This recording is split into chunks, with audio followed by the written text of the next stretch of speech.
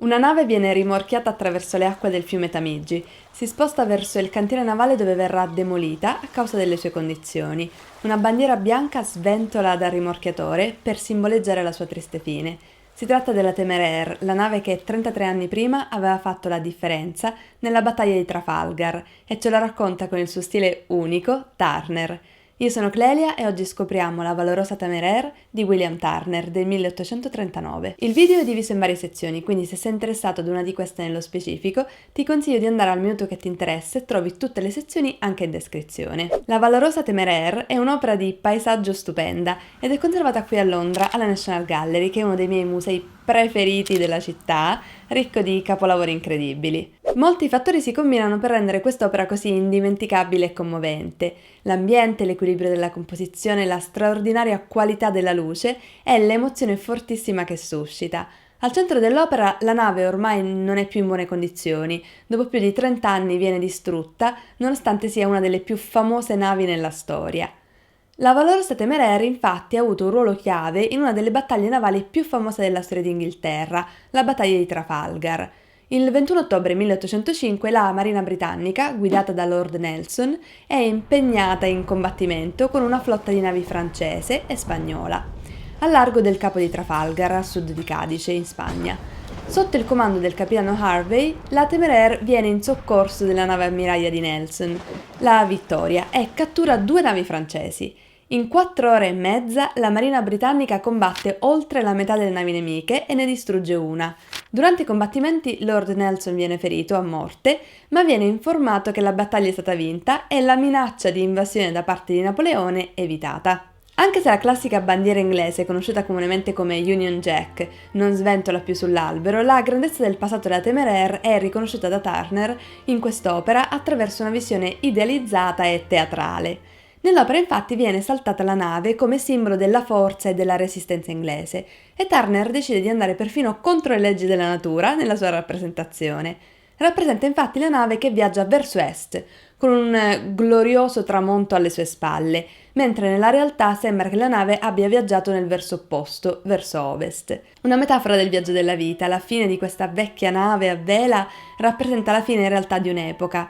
Turner aveva circa 60 anni quando ha realizzato il dipinto e forse voleva proprio rappresentare il trascorrere del tempo e l'evoluzione della vita umana.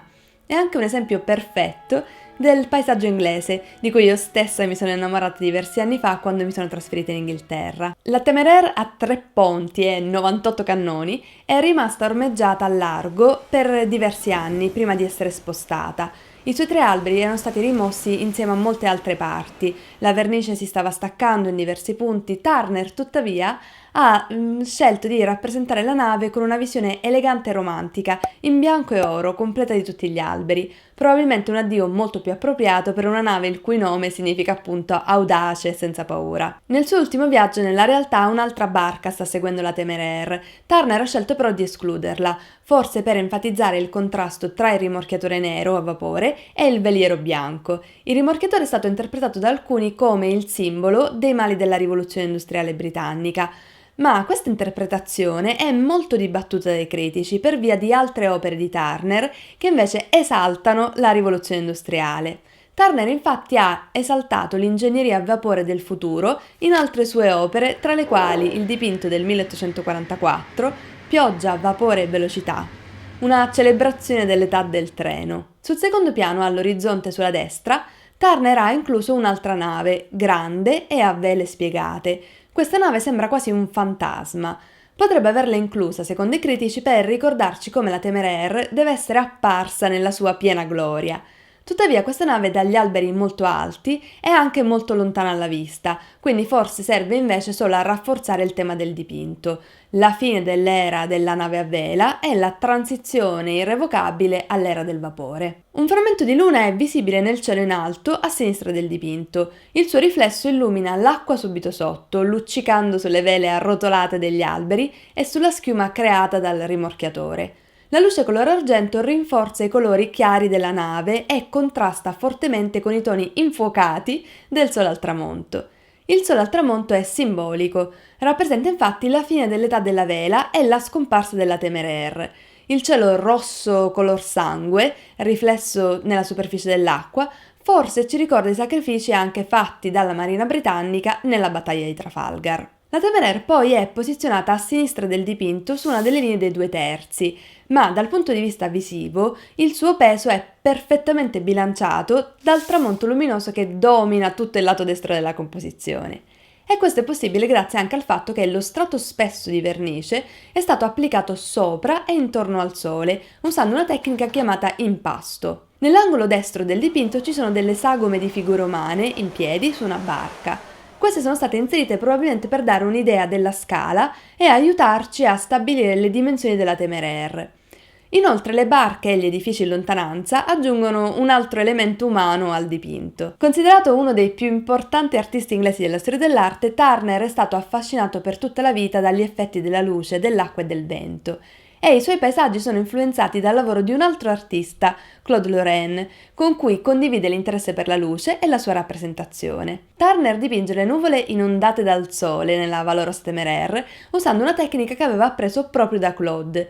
Applica strati molto sottili di pittura ad olio bianco e giallo semitrasparente sul blu più scuro, arancione e rosso, per dare alle nuvole un aspetto traslucido.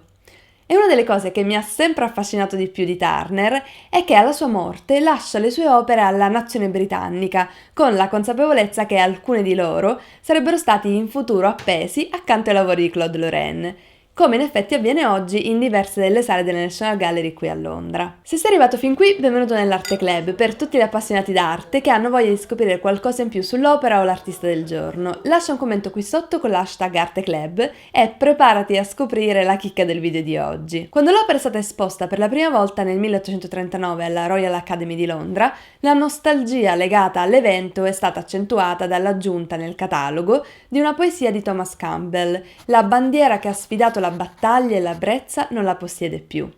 I critici di quel periodo infatti sono tutti d'accordo nell'esaltare l'opera, un dipinto che celebra un evento storico, contemporaneo per loro, ma utilizza anche con successo le tecniche dei vecchi maestri. E l'opera è tanto amata dallo stesso Turner che il pittore si rifiuta di venderla, definendola il mio vecchio tesoro, fin quando non arriva al governo nella sua eredità. Ma non è la prima volta che Turner espone alla Royal Academy.